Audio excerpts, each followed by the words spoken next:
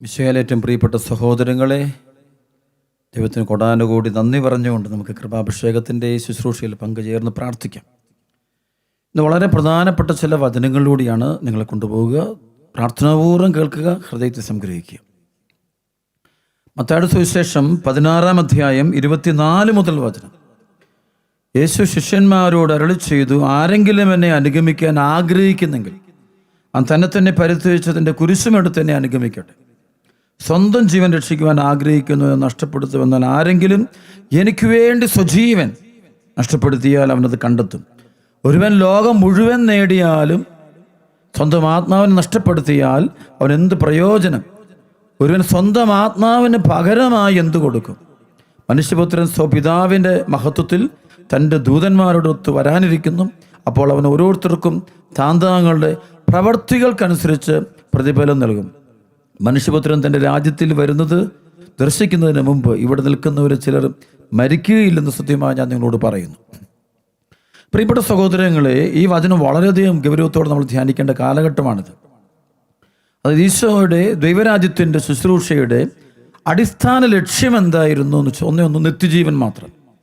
1 യോഹന്നാൻ 2-ാം അധ്യായത്തിൻ്റെ 25-ാമത്തെ വചനത്തിൽ യോഹന്നാൻ ശ്ലീഹ പരിശുദ്ധ ഈശോയെക്കുറിച്ച് പറയുന്ന വചനമുണ്ട്. ഈശോ നൽകുന്ന ഏറ്റവും വലിയ വാഗ്ദാനം നിത്യജീവനാണ്. ഇവിടെ ഈശോ ശിഷ്യന്മാരോട് പറയുകയാണ്, ലോകം മുഴുവൻ നേടിയാലും നിന്റെ ആത്മാവ് നഷ്ടമായാൽ നിനക്ക് എന്ത് പ്രയോജനം? ലോകം മുഴുവൻ നേടിയാലും നിന്റെ ആത്മാവിന് നിനക്ക് നഷ്ടപ്പെട്ട് കഴിഞ്ഞാൽ നിനക്ക് എന്ത് പ്രയോജനം? ഇന്ന് പലപ്പോഴും ആളുകൾ ലോകം നേടാൻ വേണ്ടി ഓട്ടത്തിലാണ്.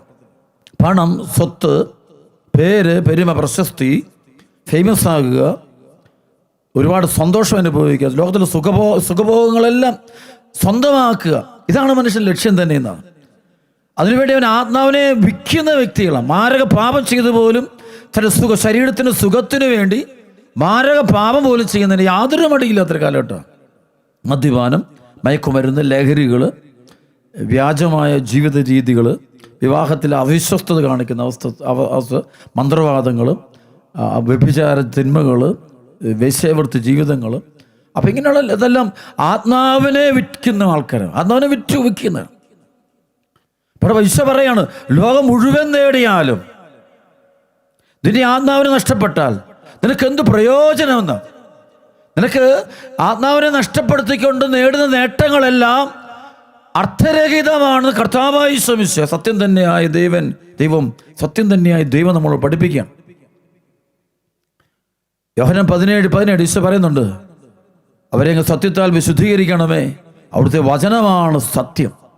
ഈശോ മാത്രമാണ് സത്യം. അതാണ് യോഹന്നാൻ സുവിശേഷം 1:14, 15, 16 വചനമുണ്ട്. വചനം മാംസമായി നമ്മുടെ ഇടയിൽ വസിച്ചു, കൃപയും സത്യവുമാകട്ടെ അവനിലൂടെ ഉണ്ടായി. യോഹന്നാൻ 8:12 പറയും, ഞാൻ ലോകത്തിൻ്റെ പ്രകാശമാണ്, ഇവനെ അനുഗമിക്കുന്നവൻ അന്ധകാരത്തിൽ നടക്കുകയില്ല. അപ്പോൾ ഇവിടെ വചനം പറയും, ലോകം മുഴുവൻ നേടിയാലും ദുര്യാത്മാവിനെ നഷ്ടമാക്കിയാൽ നിനക്ക് എന്ത് പ്രയോജനം?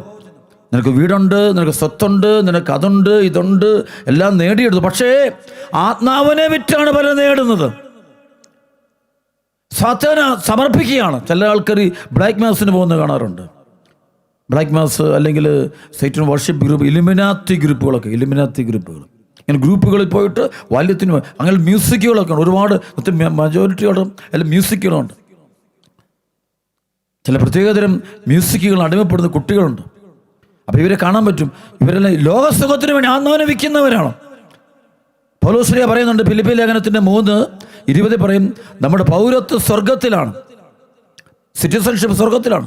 അവിടെ നിന്നും ദൈവത്തെ ആഗ്രഹിക്കുക, കർത്താവ് യേശുവിൻ്റെ വരവിനെ കാത്തിരിക്കുക, ഈശോയ്ക്ക് വേണ്ടി ജീവിക്കുന്ന ആളുകളായിട്ട് മാറണം നമ്മൾ. പൗലോസ് വീണ്ടും പറയുന്നുണ്ട് ഫിലിപ്പി ലേഖനത്തിൻ്റെ 3:7-8 വചനം, ഇവ മാത്രമല്ല എൻ്റെ കർത്താവായ യേശുക്രിസ്തുവിനെ പറ്റിയുള്ള ജ്ഞാനം കൂടുതൽ വിലയുള്ളതാകിയാൽ ബാക്കിയെല്ലാം ഞാൻ ഉച്ഛിഷ്ടമായിട്ട് കരുതുന്നു. അത് യേശുവിനെ നേടുന്നതിനും അവനോട് കൂടെ ഒന്നായി കാണപ്പെടേണ്ടതിനും വേണ്ടി അത്രേ. പിന്നെ പൗലോസ് പറഞ്ഞത് ഫിലിപ്പി ലേഖനത്തിൻ്റെ 3:12-13, യേശുക്രിസ്തുവിനെ സ്വന്തമാക്കിയിരിക്കുന്നു. എന്നാൽ ഞാൻ തന്നെ അതറിയുന്നില്ല. പക്ഷെ ഒരു കാര്യം ഞാൻ ചെയ്യുന്നു, എൻ്റെ പിന്നിലുള്ളവയെ വിസ്മരിച്ചിട്ട് മുമ്പിലുള്ളവയെ ലക്ഷ്യമാക്കി ഞാൻ ഓടുന്നു. യേശുക്രിസ്തുവിലൂടെ ഉന്നതത്തിലേക്കുള്ള വിളിയാകുന്ന സമ്മാനത്തിനു വേണ്ടി ഞാൻ അഹോരാത്രം പരിശ്രമിക്കുന്നു. ഈ ലോകം മുഴുവൻ നേടിയാലും ചില ആൾക്കാർക്കൊന്നും ലോകം മുഴുവൻ പോകണം, യാത്ര ചെയ്യണം. കഴിഞ്ഞ നാൾ ഞാൻ വിദേശത്ത് വെച്ചൊരു മനുഷ്യനെ കണ്ടുമുട്ടി. ആ മനുഷ്യനിങ്ങനെ യാത്രക്കാരനാണ്, ഒരുപാട് യാത്രയ്ക്ക് പോകും. ഏകദേശം ഒരു 130-140 രാജ്യങ്ങളിൽ ഇദ്ദേഹം യാത്ര ചെയ്തതിൻ്റെ കാര്യങ്ങളൊക്കെ ഉണ്ടെന്ന് പറയുകയാണ്. പക്ഷേ നോക്കുമ്പോൾ അദ്ദേഹത്തിൻ്റെ ആത്മീയ ജീവിതമൊക്കെ ഒന്നുമില്ല, ആത്മീയ ജീവിതമേ ഇല്ല, വിശ്വാസമൊന്നുമില്ല, ദൈവഭയമൊന്നുമില്ല, ചെയ്യാത്ത തെറ്റുകളൊന്നുമില്ല.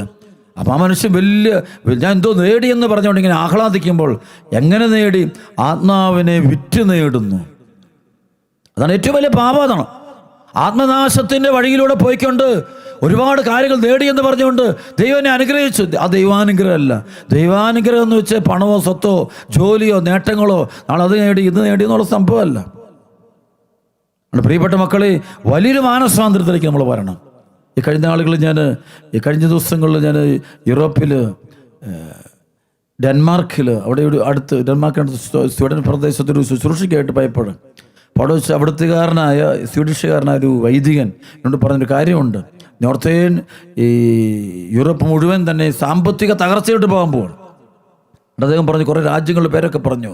സ്വിറ്റ്സർലൻഡ്, ജർമ്മനി, സ്വീഡന്, സ്കാൻഡിനേവിയൻ രാജ്യങ്ങളൊക്കെ സാമ്പത്തിക തകർച്ച ഉണ്ടാകുമെന്നാണ് ഞങ്ങൾക്ക് കിട്ടുന്നൊരു അറിയിപ്പെന്ന് ഇദ്ദേഹം ആ അച്ഛൻ എന്നോട് പറയുക. വലിയ സാമ്പത്തിക ബുദ്ധിമുട്ടുണ്ടാകും. അദ്ദേഹം പറയുകയാണ്, അവിടെ ഉണ്ടായിരുന്നൊരു സ്പിരിച്വൽ ലീഡറായിരുന്നൊരു മനുഷ്യൻ, ഒരു ആത്മീയ മനുഷ്യൻ, കുറേ വർഷങ്ങൾക്ക് മുമ്പ് യൂറോപ്പിൻ്റെ ദൈവാത്മാവ് ആ വ്യക്തിക്ക് കൊടുത്തൊരു ദർശനം അല്ലെങ്കിൽ വെളിപാട് ഈ വൈദികൻ എന്നോട് പറയുകയാണ്. പറഞ്ഞിങ്ങനെയാണ്, യൂറോപ്പിനോട് പറയുകയാണ്, ദൈവം പറയുന്നതായിട്ടാണ്, I will take everything from you. നിനക്ക് ഞാൻ തന്നതെല്ലാം നിന്നെ ഞാനങ്ങ് എടുക്കും. എന്തിനാണെന്ന് ചോദിക്കുക, for you have to become more close to me, എന്നോട് കൂടെ അടുക്കാൻ വേണ്ടി. അപ്പോൾ ഈശോ പറയാ, ഈശോയോട് അടുപ്പിക്കാൻ വേണ്ടി ദൈവം തന്നതെല്ലാം തിരിച്ചെടുക്കുമെന്ന് പറഞ്ഞു. എല്ലാം തിരിച്ചെടുക്കുന്നു. ഇത് യൂറോപ്പിന് മാത്രമല്ല, അമേരിക്കൻ രാജ്യങ്ങളും ഇന്ത്യയും ഒക്കെ നോക്കിയോ കുറേ കഴിയുമ്പോൾ കാണാൻ പറ്റും. ഒരുപാട് സാമ്പത്തിക തകർച്ചകളും മാനസിക പ്രശ്നം കൂടുക. തന്നതെല്ലാം എടുക്കുക, ദൈവം കൊടുത്തൊക്കെ ദൈവം തിരിച്ചെടുക്കുക. എന്തിനാ? ദൈവത്തോട് കൊടുക്കുക. കാരണം എന്തെങ്കിലും കൊടുത്തു കഴിഞ്ഞപ്പോൾ ഇപ്പം അവൻ അതിൻ്റെ പുറകെ പോയിക്കൊണ്ടിരിക്കുക. അവൻ അതിൻ്റെ പുറകെ പോയി ദൈവത്തെ മറന്ന് ജീവിക്കുക, ദൈവബന്ധം വിച്ഛേദിച്ച് ജീവിക്കുക. അതുകൊണ്ട് തരുന്നതൊക്കെ അങ്ങോട്ട് ദൈവം കൊടുത്തൊക്കെ ദൈവം തിരിച്ചെടുക്കുക. ചിലർക്കൊക്കെ ആരോഗ്യം കൊടുത്തു, അപ്പോൾ അവരെ നന്നായിട്ടങ്ങ് തിന്മ ചെയ്യുക, അപ്പോൾ അതങ്ങ് തിരിച്ചെടുക്കുക. പണം കൊടുത്തു, അപ്പോൾ അതോടെ ദൈവത്തെ മറന്ന് വിശ്വാസമൊക്കെ വിഷയം, അപ്പം തിരിച്ചങ്ങ് എടുക്കുക. ചിലപ്പോൾ ചിലർക്ക് മക്കളെ പോലും കൊടുത്തു, അത് അവരെ വിശുദ്ധിയിലും വിശ്വാസത്തിലും വളർത്തിയെടുക്കുന്നില്ല, ദൈവം തിരിച്ചെടുക്കുന്ന കാണാൻ പറ്റുക. വലിയൊരു മഹാരഹസ്യമാണത് പ്രിയപ്പെട്ട സഹോദരങ്ങൾ. അതുകൊണ്ട് ഈശോ പറഞ്ഞു, ലോകം മുഴുവൻ നേടിയാലും സ്വന്തം ആത്മാവിനെ നഷ്ടമാക്കിയാൽ നിനക്കെന്ത് പ്രയോജനം? ഈ വചനം നമ്മുടെ ഹൃദയത്തിൽ നിന്ന് ഒരിക്കലും മാഞ്ഞു പോകരുത്. ഈശോ പറഞ്ഞു, 2 യജമാനന്മാരെ ഒരുമിച്ച് സേവിക്കുക സാധ്യമല്ല. ഒരുപാട് പേര് എല്ലാം കൂടെ രണ്ടും കൊണ്ടുപോകാൻ നോക്കുക. ഒന്ന് രാജാക്കന്മാരെ 18-20-21 വചനമുണ്ട്. 20-21 വചനം, നിങ്ങൾ അത്ര നാൾ 2 വഞ്ചിയിൽ കാൽ വെക്കും. യഹോവയാണ് ദൈവമെങ്കിൽ അവൻ്റെ പിന്നാലെ പോവുക, ബാലാണ് ദൈവമെങ്കിൽ അവൻ്റെ പിന്നാലെ പോകും. ജനം ഒന്നും പറഞ്ഞില്ല, 2 ഇടത്തും നിൽക്കുകയാണ്. ഇത് കാണാം. വിശ്വാസ മേഖലയൊക്കെ ചില ചെറുപ്പക്കാരും മാതാപിതാക്കൾ, ചിലപ്പോൾ സഭയിലുള്ള അംഗങ്ങൾ പോലും കർത്താവിൻ്റെ സഭയുടെ അടിസ്ഥാന വിശ്വാസം എന്നൊക്കെ മാറി ചിന്തിക്കുകയും പഠിപ്പിക്കുകയും ചെയ്യുന്നുണ്ട്. പരിശുദ്ധാത്മാവ് ദൈവവചനത്തിലൂടെ നൽകുന്ന ജ്ഞാനം, ആ വചനത്തെ അവർ വെള്ളം ചേർക്കുന്ന കാണാൻ പറ്റും. 2 കൊരിന്ത്യർ 2:17 ദൈവവചനത്തിൽ മായം ചേർത്ത് കച്ചവടം നടത്തുന്ന അനേകരുണ്ട്. യെശയ്യാ 58 18 വചനം വായിക്കുമ്പോൾ അവിടെ നമുക്ക് വ്യക്തമായിട്ട് കാണാൻ പറ്റും. അവിടെ സംഭവിക്കുന്നൊരു അതായത് സാപത്തിനെ ചവിട്ടി മെതിക്കുന്നതും എൻ്റെ വിശുദ്ധ ദിനത്തിൽ നിൻ്റെ ഇഷ്ടം നിറവേറ്റും നീ പിന്തിരിയുക, സാപത്തിനെ വിശുദ്ധ ദിനമായിട്ട് കാണുക. അതൊക്കെ കളയുകയാണ്, എല്ലാം കളയുകയാണ്. കാരണം ഭൗതികതയ്ക്ക് വേണ്ടി ദൈവപ്രമാണങ്ങൾ 10 പ്രമാണങ്ങളെയും തള്ളിപ്പറയുന്നൊരു കാലഘട്ടം. ഭൗതികതയ്ക്ക്, സുഖത്തിന് വേണ്ടി, പേരിന് വേണ്ടി, പെരുമയ്ക്ക് വേണ്ടി, പ്രശസ്തിക്ക് വേണ്ടി, നേട്ടത്തിന് വേണ്ടി ദൈവത്തെ തള്ളിപ്പറയുന്ന ആളുകൾ ആത്മാവിനെ വിറ്റു ജീവിക്കുകയാണ്. ഏത് വൃത്തിയോടും ചെയ്യും, ഏത് തിന്മയും ചെയ്ത്. മൊബൈൽ ഫോണിൻ്റെ അഡിക്ഷൻ ഒത്തിരിയേറെ പേരൻസിനോടൊന്ന് പറയും, മക്കൾ ഭയങ്കരമായിട്ട് മൊബൈൽ ഫോൺ. ഞാൻ പറയാം, അപ്പനും അമ്മയും അവരാദ്യം നിർത്ത്, അവരാദ്യം കൺട്രോൾ ചെയ്യുക. അവരെ കണ്ടല്ലേ മക്കൾ പഠിക്കുന്നത്. അവരുടെ വിശ്വാസം ജീവിതമൊക്കെ ഉണ്ടല്ലോ, കഴിഞ്ഞ ആളുകളിൽ ഒരു അധ്യാപകനെടുത്ത് പറയുകയായിരുന്നു, കുട്ടികളല്ല പലർത്തിടത്തും പ്രശ്നക്കാർ ചില മാതാപിതാക്കൾ ദൈവഭയമുള്ളവരാകണം. വീട്ടിലിരുന്ന് സഭയെയും വൈദികരെയും വിശ്വമിശിഹായ്ക്ക് കുറ്റം പറയുമ്പോൾ അത് ദുരന്തം അനുഭവിക്കാൻ പോകുന്ന അവരല്ല, അവരുടെ മക്കളാണ്. കേട്ടുകൊണ്ടിരിക്കുന്ന മക്കൾ അവർ പാപത്തിൻ്റെ പടുകുഴിയിലേക്ക് പോയി വീഴും. അവരെ പിന്നെ തിരിച്ചു കൊണ്ടുവരാൻ വേണ്ടി അപ്പനമ്മയും കൂടി ഏത് നേർച്ച നടന്നാലും കിട്ടാത്ര എളുപ്പമൊന്നുമല്ല. ദൈവം നമുക്ക് തരുന്ന അവസരമൊക്കെ, ദൈവത്തെ അറിയാനുള്ള അവസരമൊക്കെ കളയരുത്. ദൈവത്തെ വിളിക്കുക, ഈശോ അറിയുക, ഈശോ ഉണ്ട്, ജീവിക്കും ദൈവം, അവൻ എന്നും ജീവിക്കും ദൈവം. എബ്രായ ലേഖനം 13:5-6 വചനം പറഞ്ഞാൽ യേശുക്രിസ്തു ഇന്നലെയും ഇന്നും എന്നും എല്ലാം ഒരാൾ തന്നെയാണ്, മാറ്റമൊന്നുമില്ല. ഈശോ ഇന്നും നമ്മുടെ കൂടെയുണ്ട്. ആ ദൈവത്തിൻ്റെ സാന്നിധ്യം ഒരിക്കലും നമ്മൾ വിട്ടുപോയിട്ടില്ല. ഉറച്ച് വിശ്വസിക്കണം നീ, അത് വിശ്വസിച്ച് അതിനോട് ചേർന്ന് നിൽക്കണം നീ, അപ്പോൾ അതൊക്കെ അനുഭവിക്കാൻ പറ്റുക. അതുകൊണ്ട് പ്രിയപ്പെട്ട സഹോദരങ്ങളെ, നിത്യജീവിതത്തെ മുന്നിൽ കണ്ടുകൊണ്ട് ജീവിക്കാൻ തയ്യാറാക്കാം. അത് 2 കൊരിന്ത്യർ 5:1-2 അനേക തവണ ഞാൻ ദൈവജനത്തോട് പറഞ്ഞിട്ടുള്ള കർത്താവിൻ്റെ വചനമാണിത്.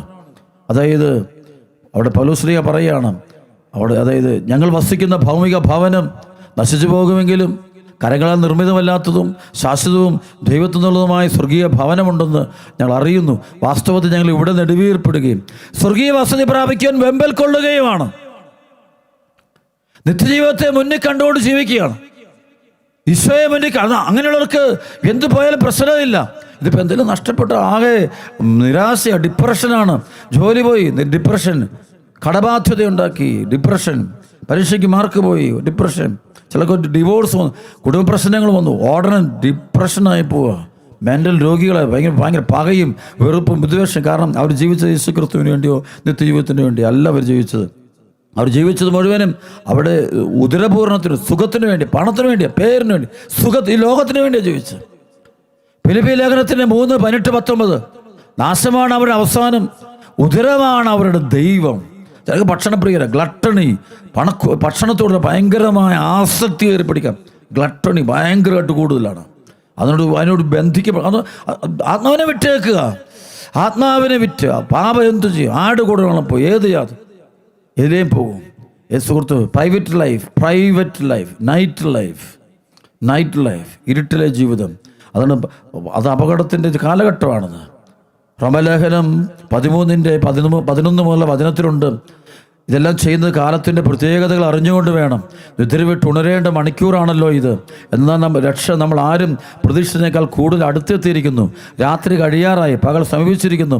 ആകയാൽ നമുക്ക് അന്ധകാരത്തിൻ്റെ പ്രവൃത്തികൾ പരിത്യജിച്ച് പ്രകാശത്തിൻ്റെ ആയുധങ്ങൾ ധരിക്കാം. പകൽ യോജിച്ചപ്പോൾ നമുക്ക് പെരുമാറാം. സുഖലോലുപതയിലോ മദ്യലഹരിയിലോ അവിഹിത വേഴ്ചയിലോ വിഷയാസക്തിയിലോ കലഹങ്ങളിലോ വ്യാപരിക്കരുത്.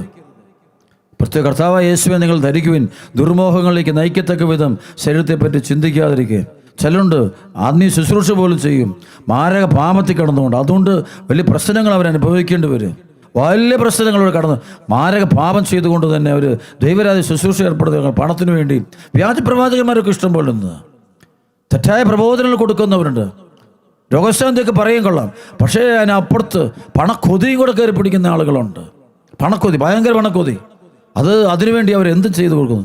ഏത് ദർശനം കാണും, ആർക്ക് വേണ്ടി ഏത് ദർശനങ്ങളും എടുക്കും. അവർ നുണ പറഞ്ഞ് പഠിപ്പിക്കും. അവർ തിന്മയുടെ അരൂപികളുടെ പ്രവർത്തനമാണത്. തിരിച്ചറിയുന്നത് അവസാന കാലഘട്ടമാണത്. അപ്പോസ്തല പ്രവർത്തനം 19-ാം അധ്യായത്തിൻ്റെ 11 മുതലുള്ള വചനം. പൗലോസിൻ്റെ കരങ്ങൾ വഴി ദൈവം അസാധാരണമായ അത്ഭുതങ്ങൾ പ്രവർത്തിച്ചു കൊണ്ടിരുന്നു. അവരുടെ ശരീര സ്പർശനമേറ്റ തുവാലകളും അംഗവസ്ത്രങ്ങളും അവർ രോഗികളുടെ അടുത്ത് കൊണ്ടുവന്നു.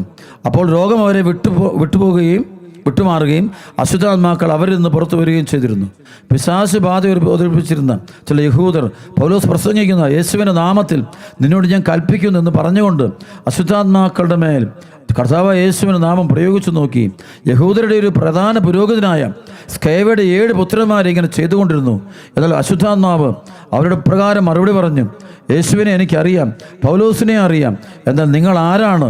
അശുദ്ധാത്മാവ് ആവസിച്ചിരുന്ന മനുഷ്യൻ അവരുടെ മേൽ ചാടി വീണ് അവരെ ആക്രമിച്ച് കീഴ്പ്പെടുത്തി. അവർ മുറിവേറ്റ് നഗ്നരായി ആ വീട്ടിൽ നിന്നും ഓടിപ്പോയി. മുറിവേറ്റ് നഗ്നരായി. പലപ്പോഴും ചില ശുശ്രൂഷകരൊക്കെ മുറിവേറ്റ് നഗ്നരായി പോകുന്നു. അവർ തകർന്നു പോകുന്നു കാണാൻ പറ്റും ജീവിതത്തിൽ. കാണിച്ചാൽ പാപത്തിൽ നിന്നുകൊണ്ട് തന്നെ ദൈവരായ ശുശ്രൂഷ ഈശോയുമായിട്ട് യാതൊരു ബന്ധവും ഇല്ല. സ്തുതിപ്പും പ്രാർത്ഥനയൊക്കെ ഉണ്ട്, പക്ഷേ ഈശോയുമായിട്ട് വലിയ ബന്ധമൊന്നുമില്ല. സ്നേഹമൊന്നുമില്ല. അല്ലാതെ ആത്മീയ ജീവിതം ആത്മരക്ഷയ്ക്കല്ല പ്രാധാന്യം ഇപ്പോഴും ഭൗതിക നേട്ടം, പേര്, നാട്ടിൽ വലിയ പേര്, സമൂഹത്തിൽ വലിയ പേര്, ആളുകൾ നമ്മൾ വലിയവരായിട്ട് കാണണം, വലിപ്പത്തിരിക്കണം, അല്ലെങ്കിൽ സുപ്പീരിയോറിറ്റി, ഒരുതരം കോംപ്ലക്സ് എന്നൊക്കെ നമ്മൾ പറയും. സുപ്പീരിയോറിറ്റി കോംപ്ലക്സ് ഇല്ലെന്നാണ് ചില പറയാറുള്ളത്. സുപ്പീരിയോറിറ്റി കോംപ്ലക്സ് ഒരാൾ കാണിക്കുന്നത് ഇൻഫീരിയോറിറ്റി കോംപ്ലക്സ് ഉള്ളതുകൊണ്ടാണെന്നാണ് പറയുന്നത്. താൻ ചെറുതാണെന്ന് ഒരുപാട് തോന്നുമ്പോഴാണ് ഒരുവൻ വലിയവനാകാൻ വേണ്ടി മറ്റുള്ളവർക്കെതിരെ, വലിയ വലിയ ആളുകൾക്കെതിരെയും അല്ല ദൈവരാജ ഈശോയ്ക്കെതിരെയും വിശുദ്ധർക്കെതിരെയും ദൈവകാര്യങ്ങൾക്ക് എതിരെ പറയുന്നത്. അവൻ്റെ ഇൻഫീരിയോറിറ്റി ഭയങ്കര ചെറുതാണ്, അവന് ഒത്തിരി താഴെ പോയതുകൊണ്ടാണ്. പ്രിയപ്പെട്ട ദൈവമക്കളെ, ഈ വചനം കേട്ടുകൊണ്ടിരിക്കുമ്പോൾ നമുക്കൊരു മാനസാന്തരത്തിന് വേണ്ടി പ്രാർത്ഥിക്കാം. ശ്രാപയോഗം പറയുന്നുണ്ട്, ഇതാ വൃക്ഷങ്ങളുടെ ചുവടിന് ഞാൻ കൊടാലി വെച്ചിരിക്കുന്നു. ദൈവം പറയുക, വൃക്ഷങ്ങളുടെ, വലിയ വൃക്ഷങ്ങളുടെ പുറമേ വലിയ വൃക്ഷങ്ങളാണ്, വലിയ സംഭവങ്ങളാണ്, പക്ഷെ ഫലം മോശമായ ഫലമാണ്. ആത്മീയ ഫലങ്ങളില്ല, പരിശുദ്ധാത്മാവിൻ്റെ ഫലങ്ങളില്ല. ഭൗതികതയ്ക്ക് വേണ്ടി അതിന് വേഴയോട് ദൈവം പറയുന്നു, കൊടാലി വെച്ചിരിക്കുന്നു, വെട്ടിക്കളയുമെന്ന് പറയുന്നു, തീയിലിടുമെന്ന് പറയുന്നു. അതെ, അതായത് 1 കൊരിന്ത്യർ 15:19 ഈ ലോക ജീവിതത്തിന് വേണ്ടി മാത്രമാണ് നാം യേശുക്രിസ്തുവിൽ പ്രത്യാശ വച്ചിരിക്കുന്നെങ്കിൽ നാം മറ്റെല്ലാവരെക്കാളും നിർഭാഗ്യരാണ്. ഈ ലോക ജീവിതത്തിന് വേണ്ടിയാണ് നാം യേശുക്രിസ്തുവിൽ പ്രത്യാശ വച്ചിരിക്കുന്നത് എങ്കിൽ നാം മറ്റെല്ലാവരേക്കാൾ നിർഭാഗ്യരാണ്, ഭാഗ്യമില്ലാത്തവരാണ്, അനുഗ്രഹമില്ലാത്തവരാണ്. അതുകൊണ്ട് മാനസാന്തരപ്പെടുക. ആത്മരക്ഷയ്ക്ക് വന്ന സ്ഥാനം നിന്റെ ഉള്ളിലുള്ള ആത്മാവിനെ തിരിച്ചറിഞ്ഞിട്ടുണ്ടോ? 2 കൊരിന്ത്യർ 13:5-6 വചനം പൗലോസ് പറയുന്നുണ്ട്, നിങ്ങൾ നിങ്ങളുടെ വിശ്വാസത്തിൽ നിലനിൽക്കുന്നുണ്ടോ എന്ന് നിങ്ങളെ തന്നെ പരിശോധിക്കുവാൻ, പരീക്ഷിച്ചറിയുകയും യേശുക്രിസ്തു നിങ്ങളിലുണ്ട് എന്ന് നിങ്ങൾക്ക് ബോധ്യം വന്നിട്ടില്ലേ? ഇല്ല എങ്കിൽ നിങ്ങൾ പരീക്ഷയിൽ പരാജയപ്പെട്ടിരിക്കുന്നു. ഈശോ നിങ്ങളുടെ ഹൃദയത്തിലുണ്ട്, ജീവിതത്തിൽ അറിയണം. മത്തായിയുടെ സുവിശേഷം 28:20 പറയുന്നുണ്ട്, ഈശോ പറഞ്ഞു, ലോകാവസാനം വരെ ഞാൻ നിങ്ങളോട് കൂടെ ഉണ്ടായിരിക്കും. ഈ അനുഭവം വേണം. ഈശോ കൂടെ ഉണ്ട്. നമ്മൾ വലിയ ഭൗതികതയ്ക്ക് വേണ്ടി ഓടുന്നു. ഭൗതികത, പേര്, പെരുമ, പ്രശസ്തി, നേട്ടം, നമ്മളെല്ലാവരും ഓട്ടത്തിലാണത്. അതുകൊണ്ട് ഈ ലോകം മുഴുവൻ നേടിയാലും നിൻ്റെ ആത്മാവിനെ നഷ്ടമാക്കുക. നിനക്ക് എന്ത് പ്രയോജനം? നിനക്ക് പേരുണ്ട്, വിദ്യാഭ്യാസമുണ്ട്, ജോലിയുണ്ട്, നല്ല വസ്ത്രമുണ്ട്, നല്ല വീടുണ്ട്, ഇതെല്ലാം നേടിയെടുത്തെങ്കിൽ നിനക്ക് ഒരുപാട് ഫ്രണ്ട്സുണ്ട്. നിൻ്റെ ജീവൻ ചിന്തിച്ചു നോക്ക്. നിൻ്റെ ആത്മാവ് നാശത്തിലാണോ പോയിക്കൊണ്ടിരിക്കുന്നത്? ആത്മാവിൻ്റെ അവസ്ഥ എന്താണ് ചിന്തിക്കുന്നുണ്ടോ? നീ മാരക പാപത്തിലാണോ? ദൈവപ്രമാണങ്ങൾ 10 കൽപ്പനകൾ നീ അനുസരിച്ചാണോ ജീവിക്കുന്നത്? അത് ദൈവപ്രമാണങ്ങൾക്കെല്ലാം നേരെ വിപരീതമായൊരു ജീവിതമാണോ നീ നയിക്കുന്നത്? നീ മാതാപിതാക്കളോട് നിൻ്റെ ബന്ധമൊക്കെ നോക്കണം. വിശുദ്ധിയുടെ മേഖല പരിശോധിക്കണം. എളിമയുണ്ടോ? അഹംഭാവമാണോ നിന്നെ നയിക്കുന്നത്? അഹങ്കാരമെല്ലാം അതാണ് ജെറമ്യാ 50:31 പറയും, അഹങ്കാരി, ഞാൻ നിനക്കെതിരാണ് സൈന്യങ്ങളുടെ ദൈവമായ കർത്താവ് അരുളി ചെയ്യുന്നു. അഹങ്കരിക്കുന്നവൻ കാൽ തട്ടി വീഴും, അവനെ എഴുന്നേൽപ്പിക്കാൻ ആരും ഉണ്ടായിരിക്കില്ല. അവൻ നഗരത്തെയും തീ വെക്കും, ആ ചുറ്റുമുള്ളവയെ വിഴുങ്ങിക്കളയും. ആത്മരക്ഷയായിരിക്കണം നമ്മുടെ ജീവിതത്തിൻ്റെ ലക്ഷ്യം. അത് മാറിക്കൊണ്ടിരിക്കുക, എല്ലായിടത്തും മാറി, സമൂഹത്തിലും സഭയിലൊക്കെ മാറുന്നുണ്ട്. ആത്മരക്ഷയേക്കാൾ ഉപരി ഭൗതിക നേട്ടങ്ങൾ, ഭയരും പെരുമയും പ്രശസ്തിയും, ഭൗതിക സമ്പത്തുണ്ടാകുക, നമുക്കെല്ലാവർക്കും വരുന്നുണ്ട്. വീടുകൾ പണിയുക, അത് ചെയ്യുക, ഇത് ചെയ്യുക, ഒരു അഡ്രസ്സ്, ഒരു വലിയൊരു അഡ്രസ്സ്, സംതിങ്, എല്ലാവർക്കും ഉയർന്നൊരു അഡ്രസ്സ്, ഇതിനു വേണ്ടിയുള്ളൊരു പരിശ്രമം നമ്മൾ നടത്തുന്നുണ്ടെങ്കിൽ പ്രിയപ്പെട്ട അത് പരിശ്രമം ആത്മാവിനെ വിറ്റ് ചെയ്യുകയാണ്. പള്ളി പോക്കില്ല, കുമ്പസാരമില്ല, കുർബാനയില്ല, ഉദാസ ജീവിതമൊന്നുമില്ല, ഡെയിലി മാസൊക്കെ വിട്ടു എന്നിട്ട് പോവുകയാണ്. അങ്ങനെ പോകുമ്പോൾ ആത്മനാശത്തിൻ്റെ വഴിയിലാണ് നീ പോയിക്കൊണ്ടിരിക്കുന്നത്. നീ സന്തോഷിക്കൊന്നും വേണ്ട. നിനക്ക് നേട്ടങ്ങളെടുത്ത് സന്തോഷിക്കണം. ഒരു ദിവസം നീ മരിക്കുമ്പോഴാണ് നീ ഇതിൻ്റെയൊക്കെ പരിണിത ഫലം അനുഭവിക്കാൻ പോകുന്നത്. നമ്മൾ അറിയാൻ പോകുന്നു. ഓരോരുത്തരും അവനവൻ്റെ പ്രവൃത്തികളുടെ ഫലം അനുഭവിക്കും. വചനമുണ്ട്, ഓരോരുത്തരും അവനവൻ്റെ പ്രവൃത്തിയുടെ ഫലം അനുഭവിക്കും. വചനമുണ്ട്. അപ്പോൾ അത് മറക്കരുത് നമ്മളൊരിക്കലും. അപ്പോൾ തമ്പുരാൻ്റെ മുമ്പിൽ ദൈവത്തിൻ്റെ കരുണയെക്കുറിച്ച് ഭയങ്കര പ്രസംഗിക്കാൻ, എന്തിനു കരുണ? നമ്മൾ മാരക പാപം അറിഞ്ഞുകൊണ്ട് തന്നെ ചെയ്തിട്ട് നമ്മൾ ദൈവത്തിൻ്റെ കരുണ ഉണ്ട്. പൗലോസ് ഇവിടെ പത്രോസിലേക്ക് പറയുന്നുണ്ട്, അതായത് ഒരു തിന്മയാണ് പറഞ്ഞു, ഒരു പാപമെന്ന് അറിഞ്ഞ ശേഷം വീണ്ടും വന്ന് നമ്മൾ ചെയ്യുന്ന പക്ഷം നമ്മൾ ദൈവത്തിനെതിരെയാണ് നീങ്ങുന്നത്, കർത്താവിനെതിരെ, പരിശുദ്ധാത്മാവിനെതിരെ തീരുന്നു. ഈശോ പറയുന്നുണ്ട്, മനുഷ്യപുത്രനെതിരെ സംസാരിച്ചാൽ ക്ഷമിക്കപ്പെടും, എന്നാൽ പരിശുദ്ധാത്മാവിനെതിരെ പ്രസംഗിച്ചാൽ ഈ യുഗത്തിൽ വരാൻ പോകുന്ന യുഗത്തിൽ ക്ഷമിക്കപ്പെടും. ഈശോ മിശിഹായ്ക്കെതിരെ, ദൈവാരൂപിയുടെ പ്രവർത്തനത്തിനെതിരെ, സ്വർഗത്തിനെതിരെ, സഭയ്ക്കെതിരെ, തിരുസഭയുടെ സഭയ്ക്കെതിരെയൊക്കെ പോകുമ്പോൾ ഇത് പരിശുദ്ധാത്മാവിനെതിരായ പാപമാണത്, ഗൗരവമേറിയ പാപം. അനുദപിച്ചാൽ നമ്മൾ രക്ഷപ്പെടും. പ്രിയപ്പെട്ട സഹോദരങ്ങളെ, ഈ വചനം കേട്ടുകൊണ്ടിരിക്കുന്ന ഓരോ സഹോദരനോടും ഓരോ സഹോദരിയോടും കർത്താവ് യേശുവിന്റെ നാമത്തിൽ അപേക്ഷിക്കുകയാണ്. ഒറ്റ വചനമാണ്. ഈ ലോകം മുഴുവൻ നേടിയ, നിൻ്റെ വീട് വലുതാണ്, നിനക്ക് വലിയ വണ്ടിയുണ്ട്, നിനക്ക് വലിയ സംവിധാനങ്ങളുണ്ട്, നിനക്ക് വലിയ നേട്ടങ്ങളുണ്ട്, നീ വലിയ ആളാണ്. നീ നോക്കുമ്പോൾ നീ വലിയ പേരും പെരുമയുള്ള ആളാണ്, നാട്ടിലെല്ലാവരും നിന്നെ ബഹുമാനിക്കുന്നുണ്ട്. ഇതൊന്നും കാര്യമൊന്നുമില്ല മക്കളെ. ആത്മാവിൻ്റെ അവസ്ഥയെക്കുറിച്ച് ചിന്തിക്കുക. ആത്മാവ് ഹോളിയാണോ? ദൈവവുമായിട്ട് നിൻ്റെ ബന്ധം എന്തിനുണ്ട്? How much you have related with Jesus Christ. നീ എന്തേലും ഈശോയായിട്ട് ബന്ധപ്പെടുന്നുണ്ട്, ഈശോയുടെ അടുപ്പമുണ്ട്. How much you love Jesus Christ. എന്തേലും ഈശോയെ സ്നേഹിക്കുന്നുണ്ട്. How much you are with Jesus Christ. You have to think. അതാണ് വേണ്ടത്. You have to meditate on that. You have to have a deep, ആഴത്തിലൊരു ഡീപ്പ് മെഡിറ്റേഷൻ. അല്ലാതെ എന്തിൽ പേരും പെരുമ, ഞാൻ നേടിയ കഴിവുകൾ, എൻ്റെ കഴിവുകളെ ഞാൻ അതൊന്നും എന്തെല്ലാം കാണിച്ചിട്ട് കാര്യമില്ല. അടിത്തറയിൽ നിൻ്റെ ആത്മാവിൻ്റെ അവസ്ഥ, നിൻ്റെ ആത്മീയ ജീവിതം, നിൻ്റെ ആത്മീയ ജീവിതത്തിൻ്റെ വലിപ്പ ചെറുപ്പത്തെക്കുറിച്ച് നീ വളരെയധികം വിവേകമുള്ള വ്യക്തിയായിരിക്കണം. അവിടെ പ്രിയപ്പെട്ട സഹോദരനെ, നീ കർത്താവിൻ്റെ വചനം കേട്ടുകൊണ്ടിരിക്കുമ്പോൾ തന്നെ ഇന്ന് എന്നെ മാനസാന്തരപ്പെടുക. ഈശോ പറഞ്ഞ, ആരെങ്കിലും എന്നെ അനുഗമിക്കാൻ ആഗ്രഹിക്കുന്നെങ്കിൽ അവൻ തന്നെ തന്നെ പരിത്യജിച്ച് തന്നെ കുരിശും വഹിച്ചുകൊണ്ട് എൻ്റെ പിന്നാലെ വരട്ടെ. ഈ ലോകം മുഴുവൻ നേടിയാലും നിന്റെ ആത്മാവിനെ നഷ്ടപ്പെട്ട നിനക്കെന്ത് പ്രയോജനം? ഈ വചനം നമ്മുടെ മനസ്സിൽ നിന്ന് ഒരിക്കലും മറന്നു പോകരുത്. പ്രാർത്ഥനാപൂർവ്വം നമുക്ക് ഇന്നത്തെ ആരാധനയിലേക്ക് പ്രവേശിക്കാം. ദൈവത്തിൻ്റെ പരിശുദ്ധാത്മാവ് ഇറങ്ങി വന്ന് നമ്മുടെ ഹൃദയത്തെ സ്പർശിക്കട്ടെ.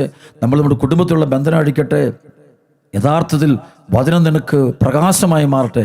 ദൈവത്തിൻ്റെ ഈശോയിലേക്ക് പോകാൻ, ആത്മരക്ഷയിലേക്ക് പോകാൻ ദൈവം നിന്നെ അനുവദിക്കട്ടെ. പ്രാർത്ഥിക്കുന്നു. ദൈവം നിന്നെ അനുഗ്രഹിക്കട്ടെ. പ്രാർത്ഥനാപൂർവ്വം നമുക്ക് ആരാധന പങ്കെടുക്കാം. ദൈവം എല്ലാവരും അനുഗ്രഹിക്കട്ടെ. ആമേൻ.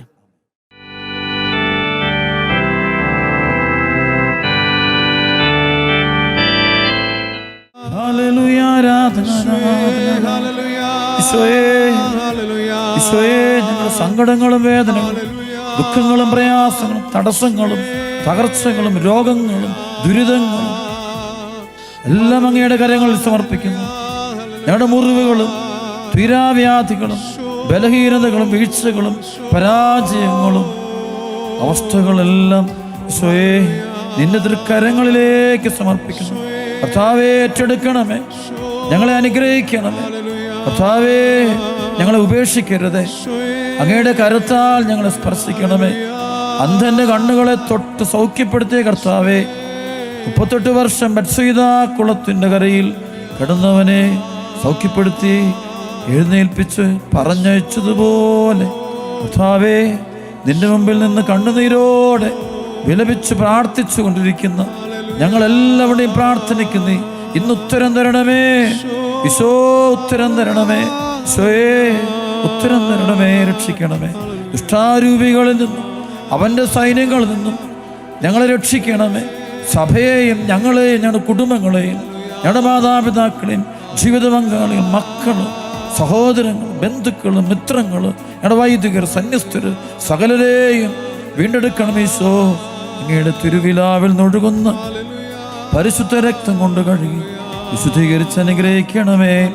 ഹല്ലേലൂയാ, ഹല്ലേലൂയാ, ഹല്ലേലൂയാ, ഹല്ലേലൂയാ, ഹല്ലേലൂയാ. കൈനീതാ സ്തുതിക്കാം. ഹല്ലേലൂയാ, ഹല്ലേലൂയാ, ഹല്ലേലൂയാ, ഹല്ലേലൂയാ, ഹല്ലേലൂയാ. ശോ, ഹല്ലേലൂയാ, ഹല്ലേലൂയാ, ഹല്ലേലൂയാ, ഹല്ലേലൂയാ, ഹല്ലേലൂയാ, ഹല്ലേലൂയാ, ഹല്ലേലൂയാ. ശോ, ഹല്ലേലൂയാ, ഹല്ലേലൂയാ, ഹല്ലേലൂയാ, ഹല്ലേലൂയാ, ഹല്ലേലൂയാ, ഹല്ലേലൂയാ, ഹല്ലേലൂയാ, ഹല്ലേലൂയാ, ഹല്ലേലൂയാ. ശോയേ, ഹല്ലേലൂയാ, ഹല്ലേലൂയാ, ഹല്ലേലൂയാ, ഹല്ലേലൂയാ, ഹല്ലേലൂയാ, ഹല്ലേലൂയാ, ഹല്ലേലൂയാ.